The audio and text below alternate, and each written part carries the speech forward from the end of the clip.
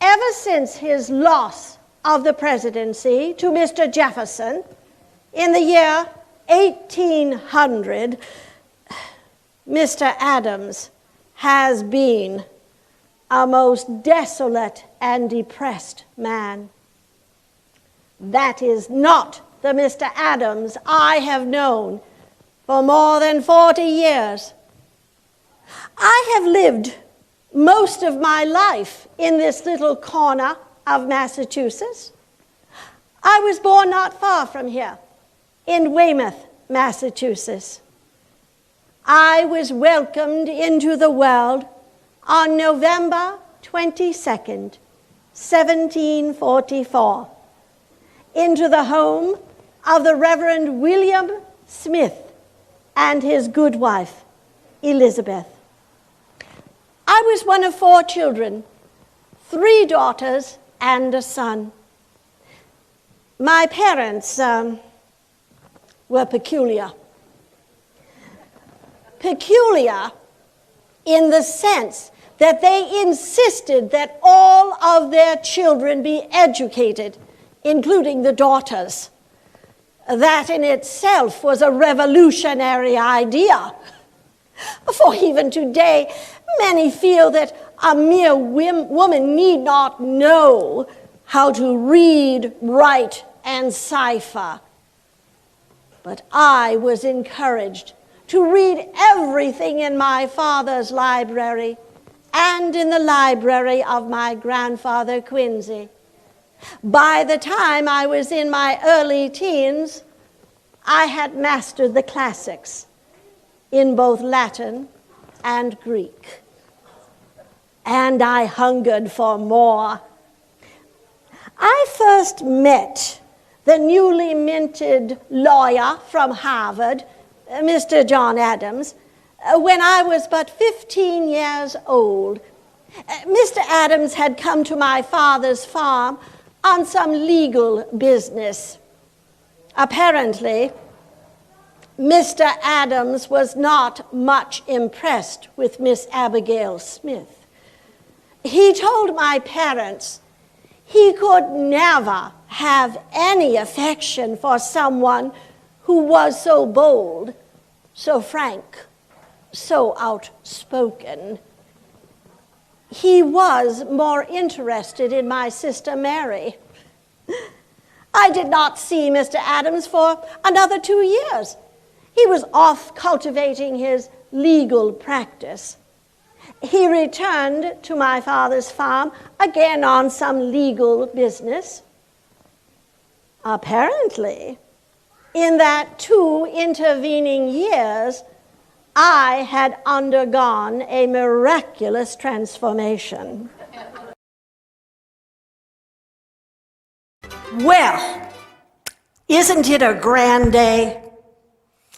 I think it's a perfect day for an apple. Well, I think every day is a perfect day for an apple. You know, I once knew an old doctor's wife. And this old doctor's wife, why, she heard that old saying about how an apple a day keeps the doctor away. So every day for a year, that woman ate an apple. And wouldn't you just know it? That old doctor still came home every night. Well, the apple. I think the apple is about a human being's favorite fruit. Why, the apple goes back a long way in human history. Goes all the way back to those Bible times. That whole situation in the Garden of Eden with Adam and Eve, well, I can tell you it was all the snake's fault. The apple. Why, the Greeks thought very highly of the apple. If you were to win a sporting event like a race, why, you would be given 3 gifts: milk, a honey cake, and an apple. It was pretty important to those old Greeks. Why, as I say, the apple goes back a long way. Why, there were some very famous folks who grew apples. There was a lady up in Massachusetts. Why, she was the wife of one president and the mother of another. Her name was Abigail Adams. And old Mrs. Adams, while her husband was down there in Philadelphia creating a country, why, Mrs. Adams was up there in Massachusetts growing apples. The first thing she did when she bought that apple orchard is she hired a fella who knew all about apples. And this fella told Mrs. Adams what she needed on that orchard was a cider press. Because you see, in those days, adults and children alike, why, they drank cider, hard and sweet cider. Well, see, back in those days, you were better off drinking cider than you were water. There was an old comedian by the name of W.C. Fields. And this fella once said, "In whiskey there is bravery. In wine there is truth. In water there's bacteria."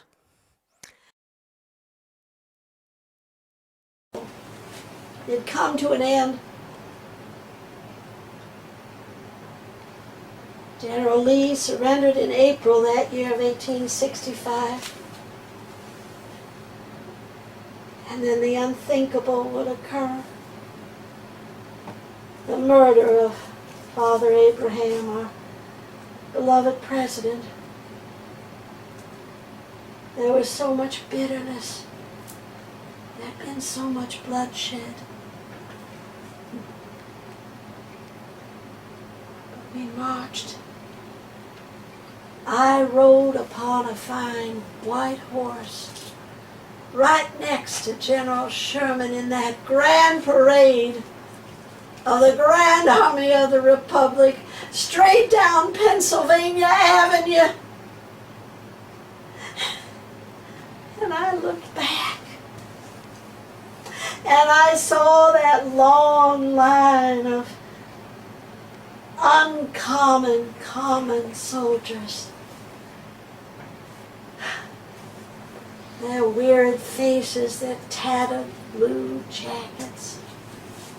But I said to myself, Mary Ann, you had something to do with keeping those boys alive. Well, at the end of that war, I came on back to Galesburg, Illinois, settled into my midwifing and again looking after folks.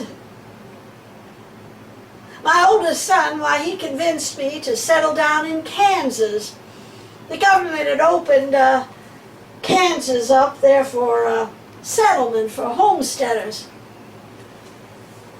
I became sort of a lawyer, I suppose you'd call it, an advocate for those poor common soldiers, helping them to get the money that was due them as pensions. I helped settle more than 300 families there in Kansas territory. A very good afternoon to you. It is such a pleasure to be back here in Wisconsin.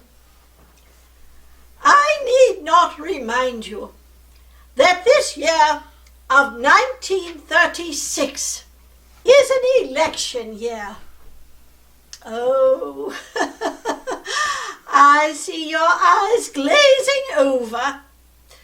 You are thinking, oh no, here goes that old Mrs. Roosevelt telling us all about the wonderful things the old man is doing in Washington.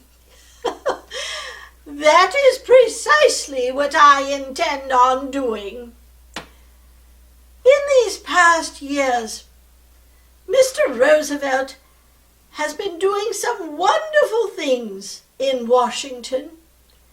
They are wonderful and almost miraculous in the way that the Roosevelt administration has begun to turn the tide on this old man depression. The road is open again, and our country is rolling along toward prosperity. It moves me to recall back in March of 1933, we were on the train heading for Washington for the inauguration. We were perhaps 20 or 30 minutes out of the city. Franklin asked if he could please be left alone in one of the rail cars. I suppose just to gather his thoughts, to realize what a great burden he had placed upon his shoulders. After perhaps 20 minutes, a dear friend of ours, Mr. Morgenthau, who is the Secretary of the Treasury, went in to Mr. Roosevelt to ask him if there was anything he needed. He sat down next to the President. Franklin turned to Mr. Morgenthau and he said, "If I do not solve the financial crisis of this nation in the first 100 days of my administration, I may very well be the last president." Such sobering words. And I suppose I should introduce myself. I am Catherine Hogarth Dickens, otherwise known as Mrs. Charles Dickens. This afternoon, I have the honor of sharing with you a wonderful story, a story of a man's redemption. In 1843, Charles was urged by his publishers and his theatrical and literary agent, Mr. Forster. He was urged to write something new. I will admit that at that time, the Dickens family was in need of funds. At that point, we were expecting our 5th child. Eventually, there would be 10 little Dickens. As I say, in 1843, Charles began writing this little story that I shall share with you. It is a Christmas story. And as I say, it is a story of redemption. I would like to begin with a little message from Charles that he has placed in the preface of this little story called A Christmas Carol. I have endeavored in this ghostly little book to raise the ghost of an idea which shall not put my readers out of humor with themselves, with each other, with the season, or with me. May it haunt their houses pleasantly, and no one wish to lay it. Their faithful friend and servant, Mr. Charles Dickens.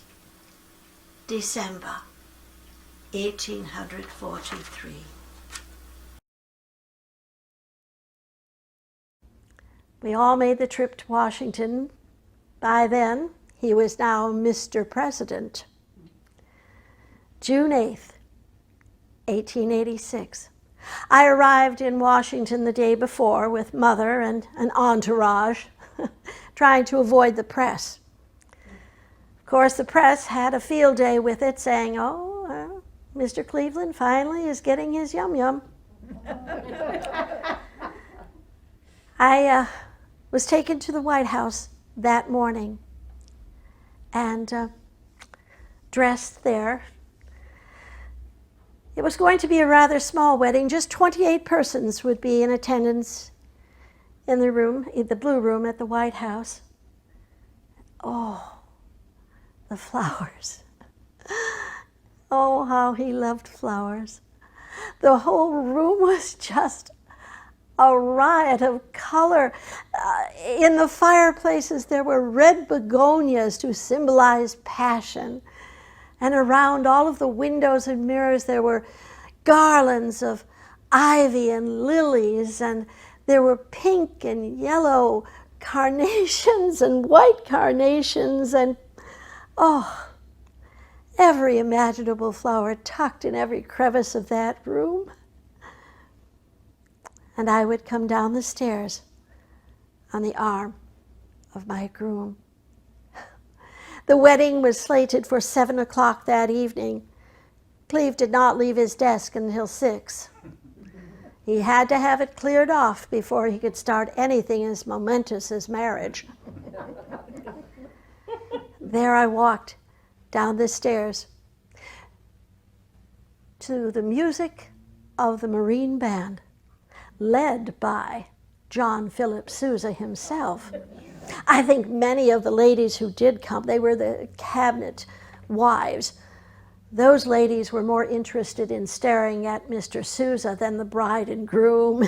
He did look dashing in his cobalt blue jacket with all that gold braid and those trousers with that absolute perfect crease and the red stripe and the hat. Oh, he was magnificent. He would outshine any bride. Good afternoon. I do hope that everyone can see me. I am never quite certain as to whether I am visible to everyone. For you see, I am what you might call a spirit, an apparition, a ghost. Why, some have even called me an angel. But I prefer to see myself as a messenger. The message I bear is just as important today in your time as it was in my time. During that great conflagration known as the American Civil War. My name is Mrs. Cordelia Harvey. My dear husband, Lewis Powell Harvey, was the governor of the great state of Wisconsin during that Civil War. I was born Cordelia Adelaide Perrin in upstate New York, near Buffalo. My father, John Perrin, was a very successful farmer. But he had read about the verdant, rolling farmland in a faraway place called the Territory of Wisconsin. My father decided to purchase land in the Wisconsin Territory. He removed the family to the southeastern corner of what is now the state of Wisconsin. He purchased land on the shores of Lake Michigan, near a small community called Southport. I have since heard that the name of that community has been changed to Kenosha.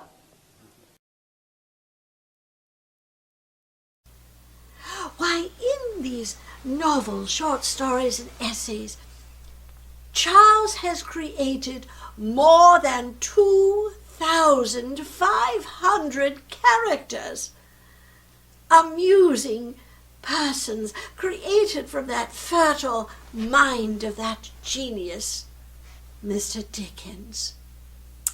Oh, he so often is asked, as I am often asked, Mr. Dickens, do you draw the characters that you write about? Do you draw them from real live people? Or are they simply figments of your very, very fertile imagination? Well, I would say in most respects, the characters within Charles' stories are persons that he has known, and some of them are caricatures of those he has met along the way.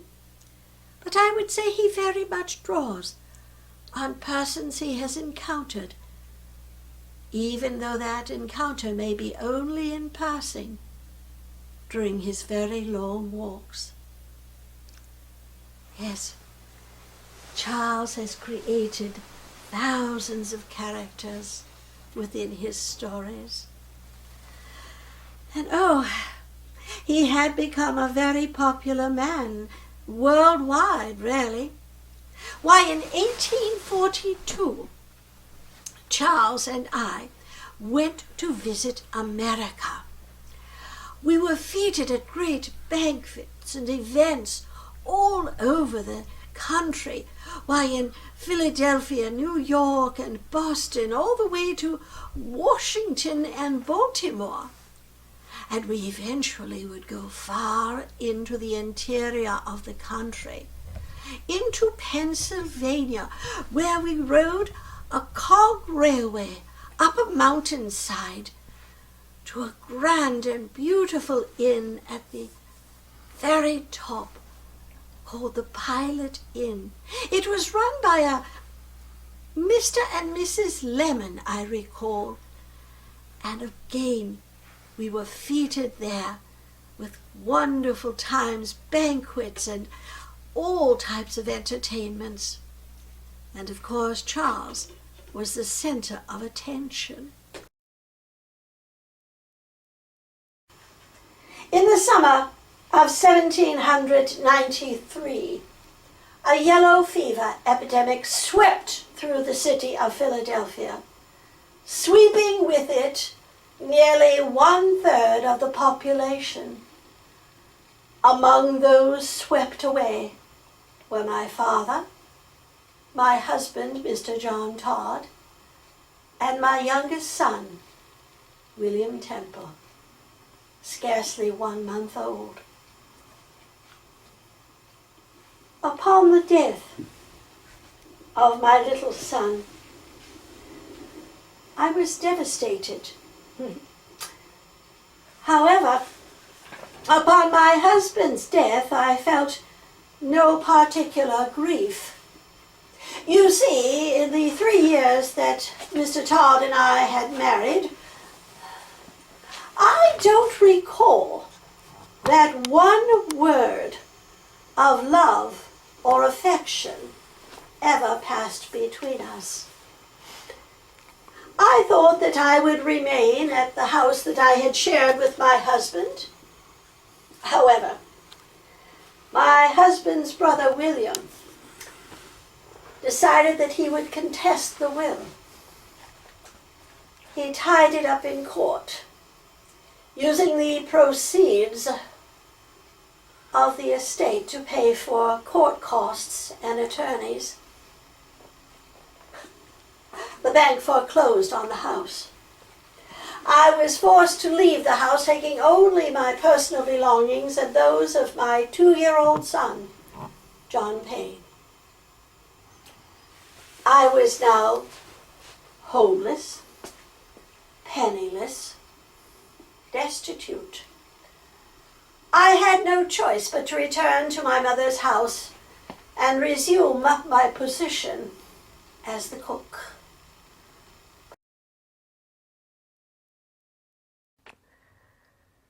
sadly.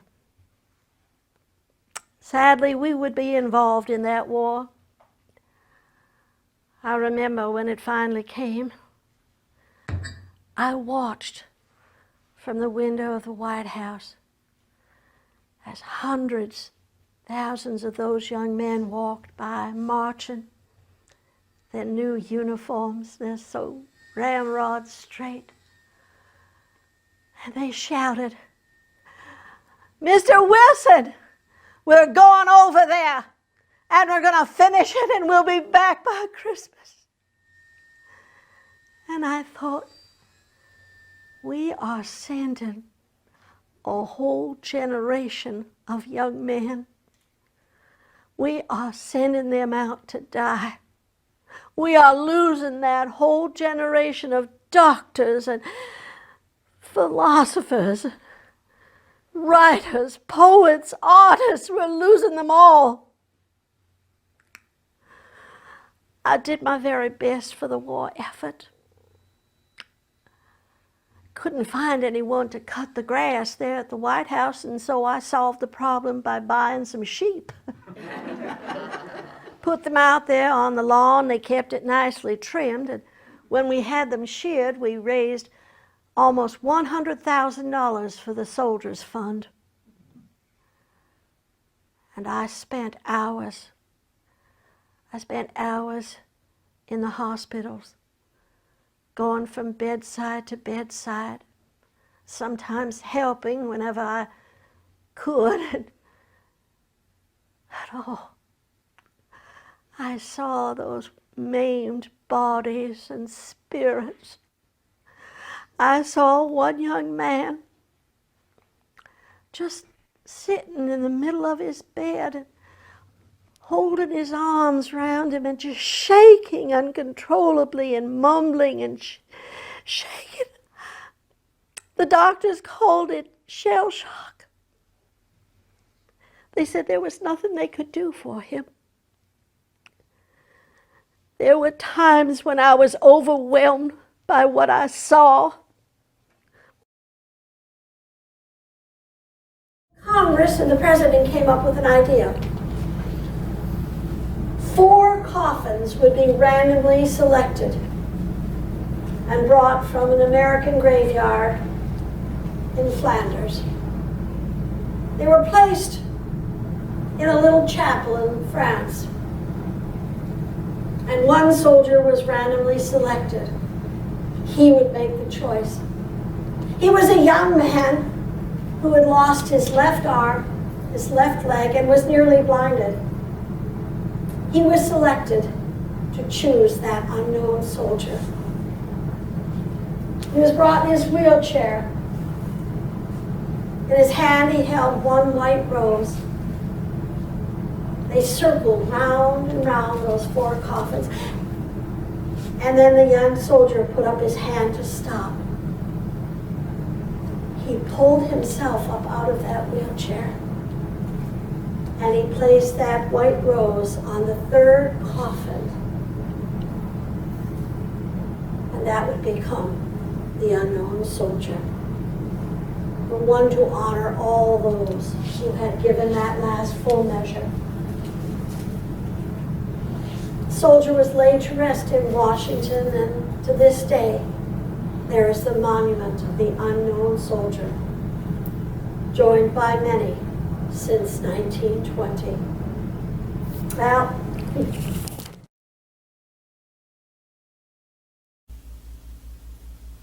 many times I have been asked, "Gilda, Mrs. Meyer, you have met hundreds, if not thousands, of persons throughout your political career.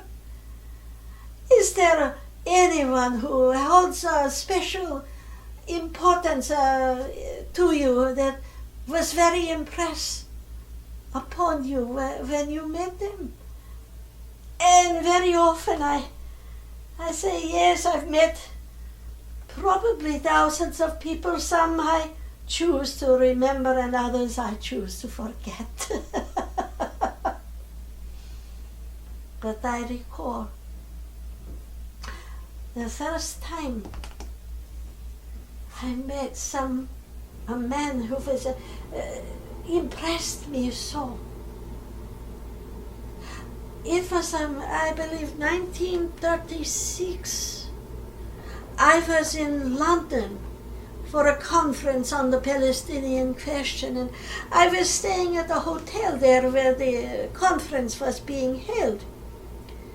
There was a break in the proceedings of the conference. I was in a hallway smoking a cigarette, and I glanced out at the window. At the rear of the hotel was a beautiful circular garden for the use of the guests. And as I looked out the window, I saw a most fascinating, unusual man walking through the garden arm in arm with a lady. He was magnificent in his appearance, his bearing. His skin was bronzed, his hair curls high, and it too was bronze. And he was wearing the most exquisitely tailored gray suit. I worked for a tailor, I know a good suit. And they strolled to the garden. I said to my assistant, Mr. Horowitz, who is that man walking in the garden? My assistant glanced out. He said, oh, that's the emperor. I asked, the emperor of what? He said, that is the emperor of Ethiopia, His Majesty Haile Selassie. I said, oh, I must meet him. My assistant tried to stop me. He said, no, Mrs. Mayer, you don't just walk out and say, hello, emperor, how are you? There is protocol, but it was too late. I had dashed out of the door, and there I was. I secreted myself behind a bush. And as His Majesty came forward, I came out. I introduced myself.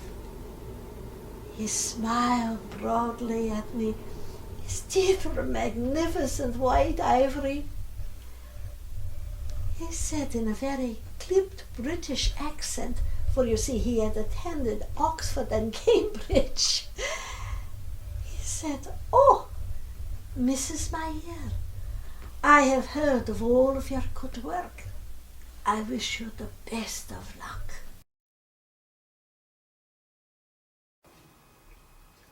But all the accusations would continue, the arrests, one upon the next. Goody Sarah Good was arrested, a woman who had borne 13 children. Perhaps indeed it was her husband who accused her of witchcraft, saying she frequently walked alone at night. She was imprisoned there, in that jail-bound hand and foot. But Sarah Good's little daughter, 4-year-old Dorcas Wood, she pined for her mother's company. The child could not eat, she could not sleep, she longed for her mother's company. And so that little child, in her child's mind, she came to the magistrates. She lay herself before them and she confessed that she practiced witchcraft with her mother. The child was taken to the jail to be tethered to that wall hand and foot. But the manacles, the shackles, proved too large for the tiny limbs of Dorcas Good. And so a blacksmith was called in that he might forge tiny shackles and manacles to tether the young child to that jail's wall. Sarah Good was accused of witchcraft, and she was found guilty. It was determined that she too be executed. But it was found that Sarah Good was again with child, and so it was determined that she would be executed the day following the child's birth. That summer, little Dorcas Good starved to death in that prison. No child with death or blind is untaught. Will you not constitute yourselves a knight of the blind? Thank you. That is what Miss Helen Keller sounded like. What you have just heard is a small portion of a speech that Helen gave to the International Lions Club in 1925.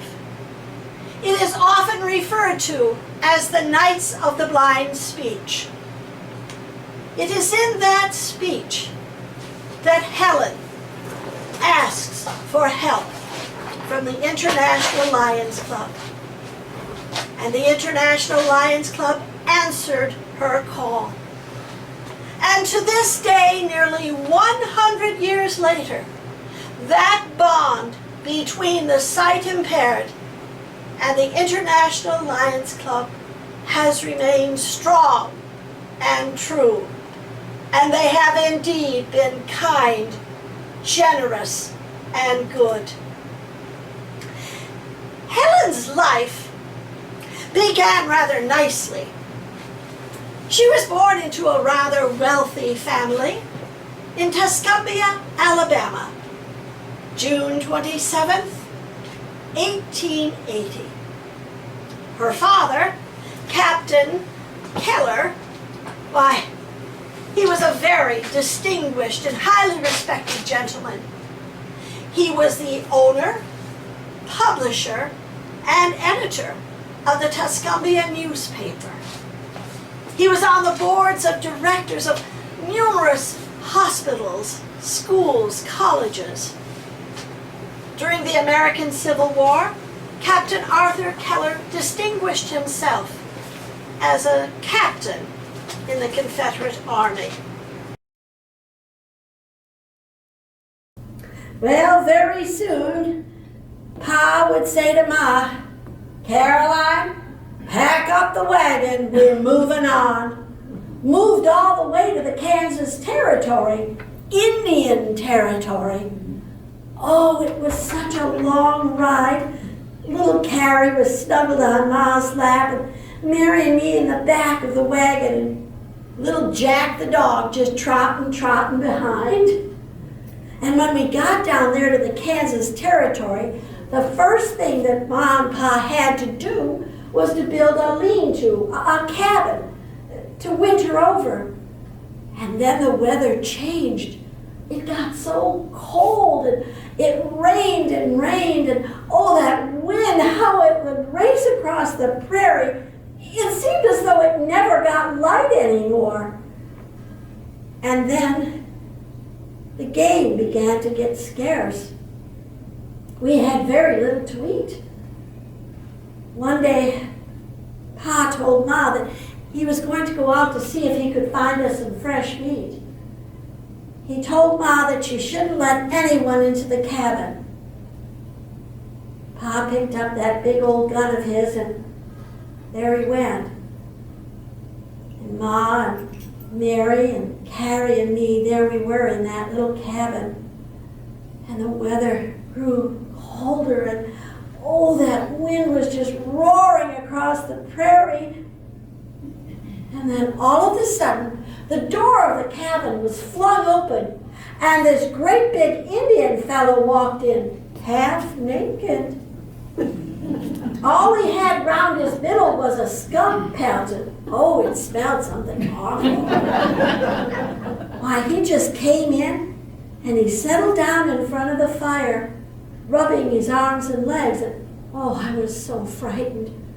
But Ma said, there's nothing to be frightened of. The poor man just wants to get warm.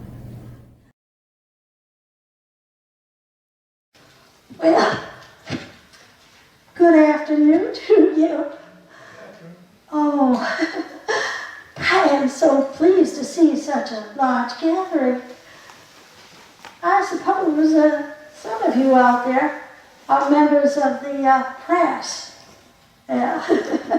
I suppose you've heard of how old Mary Logan loves to talk to reporters.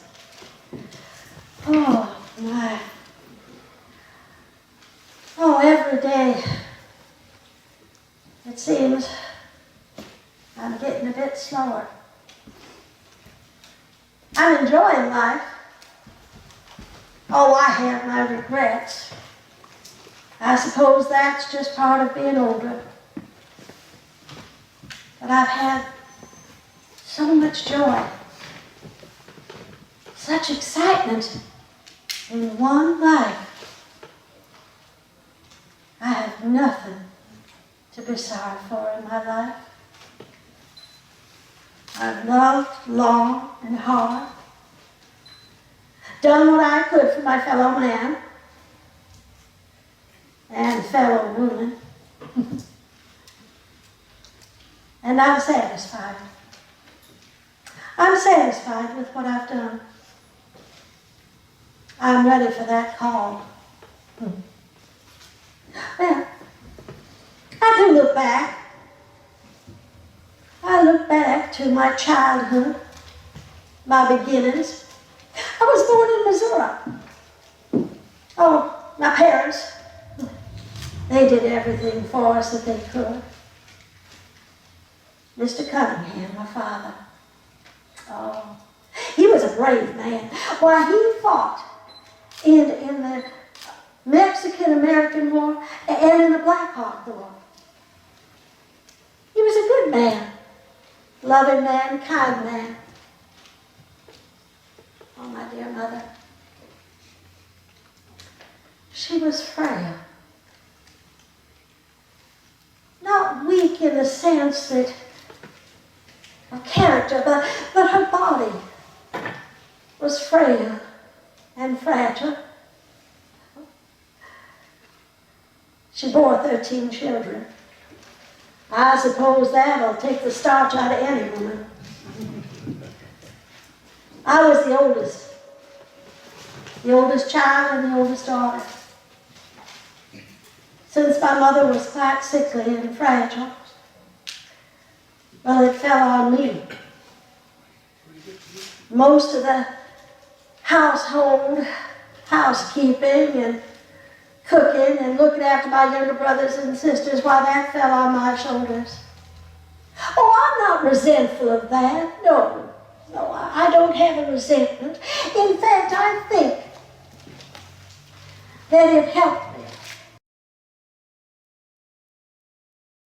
And in addition, on Christmas Eve, the candles upon the trees will all be lit. And within the great room, one tree will be most magnificent, for that tree is meant to delight the royal children. And on Christmas Eve, all of these trees will be beautifully lit with the candles. Now, this can pose a danger to our dear royal family, and it is always your utmost, your first destiny that you must protect the royal family. Now, 2 of you will be placed at each one of the trees, and each one will be given a receptacle. One receptacle will be filled with water, the other receptacle will be filled with sand, and you will be placed on either side of a tree. On the off chance that this tree might ignite, it is incumbent upon you to quench the flames to protect the royal family. Now, may I point out that this is not a bucket. It is a receptacle. Our Royal Highness detests the use of the word bucket, and so it will not be used within this royal household. This is a receptacle. And may I further point out that this receptacle has been purchased for your use, and you will respect and care for this receptacle. And remember that this receptacle is the property of Her Royal Highness, and you shall care for it and protect this receptacle. Now, Mrs. Ingalls, Caroline. All of my friends call me Caroline. I am so pleased that you could come and have tea with me this afternoon, and the weather certainly has cooperated. It's absolutely a beautiful day here in South Dakota. Well, I have been so busy lately. I've been knitting, crocheting, and sewing, getting ready for Christmas, and I've just started to do some baking today. This will be a very special Christmas for our family. Just a few days ago, my daughter, Laura Wilder, she was married last year to a wonderful young man by the name of Almanzo Wilder. Well, just a few days ago, my sweet Laura presented me with a beautiful little baby granddaughter. They've named her Rose, which is such a perfect name for that beautiful little girl. So this indeed will be a very special Christmas for the Ingalls family. Why, just this morning, Mrs. Jarsma was here.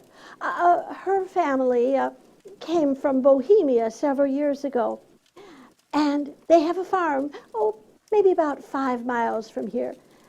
But her husband is a blacksmith, and that's really where he makes his money, is being a blacksmith. Well, Mrs. Jarsma brought to me today some beautiful little cookies that she's made.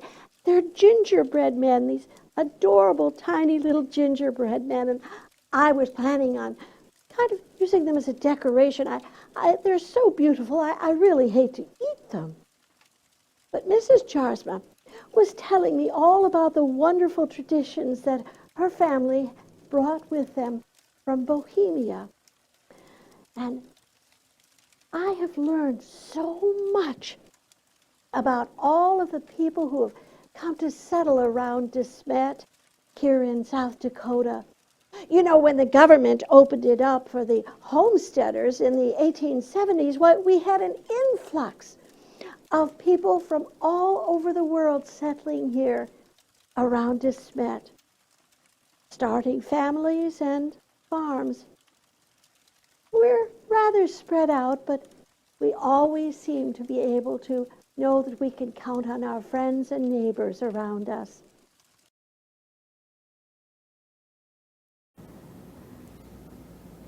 We came back there to Springfield and settled in.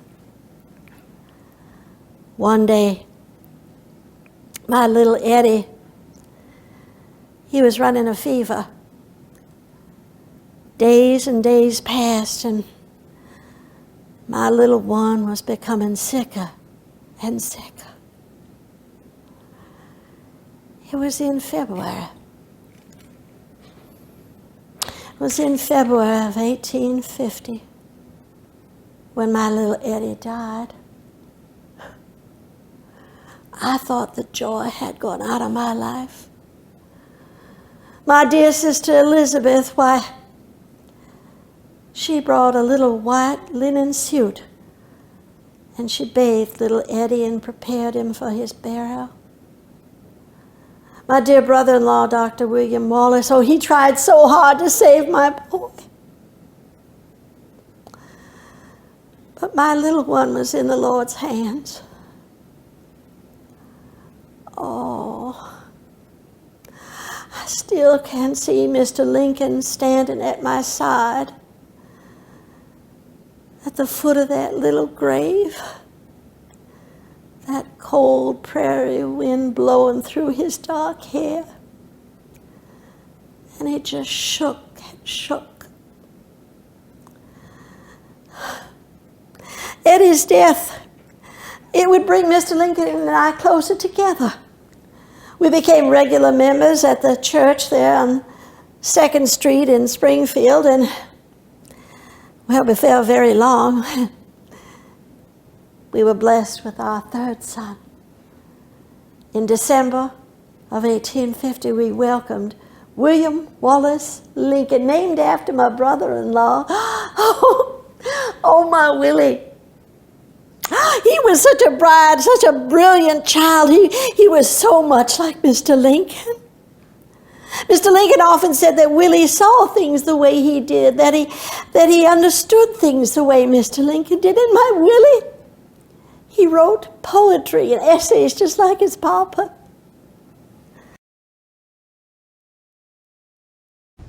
You see, Mr. Lincoln, why, he was a member of the Whig political party. But there was a new party starting up in Wisconsin, a place called Ripaw in Wisconsin. Called themselves the Republicans. Mr. Lincoln liked some of the planks in their platform. He joined up with this new Republican Party. And in May of 1860, some gentlemen approached Mr. Lincoln, and they requested that he run for the presidency of the United States. I was not surprised. Oh, the day we were leaving for Washington, that was the greatest day, but oh, the night of that election, why, you see, Mr. Lincoln now, he was down at the telegraph office waiting for the results to come on in, and when he found out that it was pretty certain he'd won the election, why, he ran home, all the way home in the rain. He threw open the front doors of our house and he shouted, "Mrs. Lincoln, we have been elected." Oh, I merely replied, "Well, sir, I shall put on some coffee. I think we'll be having guests this evening." Oh, and again, the day we were leaving for Washington, oh, what a spectacular day that was. Why, folks from all over had gathered there at our house in Springfield, and the boys threw open the windows and they were tossing ribbons and confetti to the crowds below. And down at the train depot, why, the crowds, oh, they begged Mr. Lincoln to make a speech. He said only a few words, but he promised he would come back. He promised he'd return to Springfield, to the place and to the people he loved the best. The date of March 17th, 1905 was chosen. I did not choose that date. Franklin did not choose that date. Not even Mother Sarah chose that date. It was chosen by the President of the United States, my Uncle Teddy. Apparently, the President would be in New York for the St. Patrick's Day parade, and he would be delighted to give the bride away. We were married in the drawing room of my cousin Corinne's house. Oh, the room was beautifully decorated with sprigs of lilac and orange blossom. I wore a lovely ivory brocade gown with lace that had belonged to my mother and my grandmother. For once in my life, I really felt beautiful. As I approached my waiting groom, he whispered, "I am the luckiest man in the world." I replied, "I am the luckiest woman." Immediately after the ceremony, Franklin and I found ourselves alone with Mother Sarah. Apparently, all of the guests had really come to see the President of the United States and not to attend a wedding. And so, as soon as the President left, so did all of the guests. Oh, but Mother Sarah, she had seen to everything. She planned a 3.5-month honeymoon for us to Europe, complete with a chaperone. Name is Sarah Semple. Yeah. Oh, I lived up in Pearly Ridge all my life. More than 70 years, I recollect. My people, why, they comed out of Virginia many years ago. My grandpa Rainey, he comed up to Pearly Ridge same year that old General Washington breathed his last. Lots of folks comed up to the ridges in them days. All of them looking for a little bit of paradise, a bit of land to light on. Some of them stayed and some of them moved on. Well, my grandpa Rainey, he done telled us that in them days he knowed a fella by the name of Lincoln. Thomas Lincoln was his name, a fella who was a joiner. Oh, make up anything you had your mind to. Oh, chest of drawers, chairs, whatever you set your mind on. But he wasn't no kind of farmer. Growed nothing but rocks and hard times. Well, my grandpa Rainey, he done taked it in his head that this here Lincoln fella was some kind of kin to that Lincoln fella in the big government. Abraham Lincoln. Oh, I think old Grandpa Rainey got that all wrong.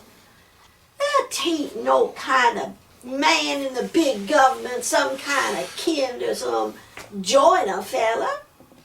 No, I think Grandpa Rainey got that all wrong.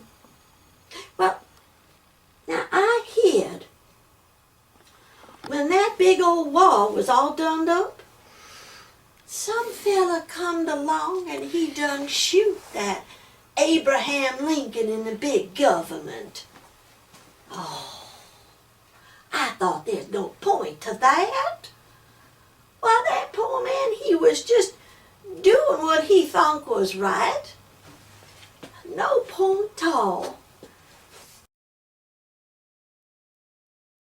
Oh, good afternoon. I didn't anticipate so many visitors this afternoon.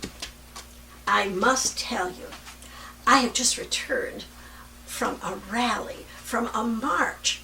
Why, all the ladies in Dayton are just buzzing. It's for women's vote. I think we must have had 30 or 40 ladies on bicycles there today. It was so exciting. But I had to come back home and go over these accounts. You know, my brothers, Orville and Wilbur, may have been the genius of manned flight, but those two couldn't balance a book if their lives depended on it. Oh, this makes me think. It's always been Orville and Wilbur, Wilbur and Orville. Oh. It's hard to believe that Wilbur's been gone 5 years. It's 1912. Oh, how that time has flown by. It's hard to believe it's been 5 years. Here it is, 1917. Find America is now involved in this European war. I fear that my brothers' plan for the airplane will not be what they dreamed of. I fear that it's going to be used in this war. I greatly fear that. That certainly wasn't what the boys had in mind. Oh, well, I really must get back to these accounts. Oh, Orville, these are such a mess. He said there was one more receipt that he had from his last trip, and well, if you'd excuse me, please, I will be right back. I'm just going to ask Orville about that last receipt. I'll be right back. Oh, the milkmaids and the farmers' wives, the bakers' wives, and on. Oh, they'd be left out. But these levelers, they decided that they had to get the attention of the Parliament. And so they decided that they would invade that most sacred place, that all-male sanctuary of the British Parliament. They all agreed to dress in seafoam green dresses.